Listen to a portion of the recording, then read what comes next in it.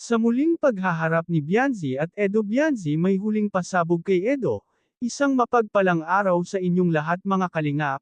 Sa isang tahimik na hapon, muling bumalik sina Edo at si Kalingap Rab sa bahay ni Bianzi.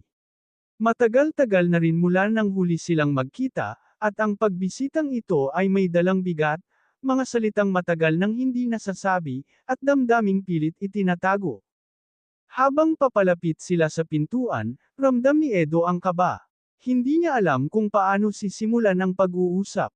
Sa kabilang banda, si Kalingap Rab ay seryoso, tila handang maging sandigan ng pinsan kung sakaling hindi maging maganda ang kalalabasan ng kanilang pagbisita. Maya-maya, bumukas ang pinto. Nandoon si Vianzi, mapatla ang mukha, ngunit halata ang gulat at saya sa kanyang mga mata nang makita si Edo. Hindi agad nakasagot si Edo. Napayuko siya, habang si Kalingap Rab ang unang nagsalita. Pwede ba kaming pumasok? Kailangan lang naming mag-usap. Tumango si Vianzi at hinayaan silang makapasok. Umupo silang tatlo sa sala. Tahimik. Tanging tunog ng orasan sa dingding ang maririnig. Hindi na napigilan ni Vianzi ang sarili.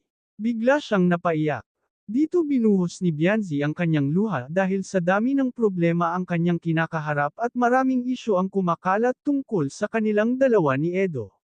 Napapikit si Edo. Ramdam niya ang sakit sa bawat salitang lumalabas sa bibig ni Bianzi. Bianzi, mahinahon niyang sagot, kaya ako nandito ngayon, para maging totoo na. Mas lalo pang umiyak si Bianzi. Alam ko naman, pero hindi ko kayang pigilan. Mahal kita, Edo, sobra. Napahawak siya sa kanyang dibdib, parang hindi na niya kayang itago ang nararamdaman. Lahat ginawa ko, lahat ibinigay ko, kasi akala ko, may pag-asa. Napatingin si Edo kay Rab, na tahimik lang na nakikinig, ngunit malinaw ang mensaheng sinasabi ng kanyang mga mata, sabihin mo na ang totoo. Huminga ng malalim si Edo. Vianzi, napakahalaga mo sa akin, simula niya. Pero, bilang kaibigan. Parang tumigil ang mundo ni Vianzi sa narinig. Tumango si Edo, kahit masakit. Oo, kaibigan. Yun lang ang kaya kong ibigay. Alam ko naman yun noon pa sinabi mo na noon sa akin yan kaya nga umiiwas na ako dahil may nalaman ako tungkol sayo. Lumapit si Rab at marahang hinawakan ang balikat ni Vianzi. Minsan, sabi niya, kahit gaano kalalim ang pagmamahal, hindi talaga pareho ang nararamdaman. Hindi mo kasalanan, dagdag niya. Pero hindi yun sapat para kay Vianzi. Inamin ko na nagkagusto talaga ako sa'yo noon pa inaamin ko yan. Naging totoo talaga ako sa'yo Edo. Napayuko si Edo. Alam ko, at pasensya na. Hindi ko ginustong masaktan ka. Tanging hikbi ni Vianzi ang maririnig. Pero gusto kong maging tapat sa'yo, patuloy ni Edo. Ayokong paasahin ka. Ayokong mas masaktan ka pa sa huli. Unti-unting tumigil sa pag-iyak si Vianzi, pero bakas pa rin ang sakit sa kanyang mukha. Kung ganun, sabi niya, kailangan kong matutong lumayo. Napatingin si Edo sa kanya, nagulat. Oo, dugtong niya. Hindi dahil galit ako, kundi dahil kailangan kong mahalin ang sarili ko.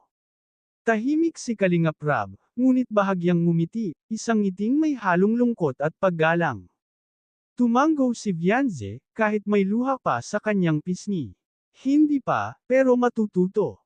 Tumayo si Edo. Salamat, sa lahat, Vianzi.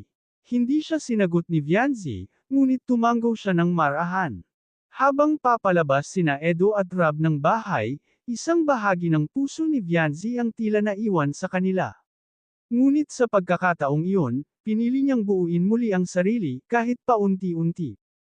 Sa labas, napahinga ng malalim si Edo. Ang hirap, sabi niya. Mas mahirap ang magsinungaling, sagot ni Rab. At sa katahimikan ng hapon, tatlong puso ang natutong tanggapin ang katotohanan, na hindi lahat ng pagmamahal ay nagiging pag-ibig, ngunit lahat ng sakit ay may pagkakataong maghilom. Hanggang dito na lang ang update ko mga kalingap, maraming salamat at God bless sa inyong lahat.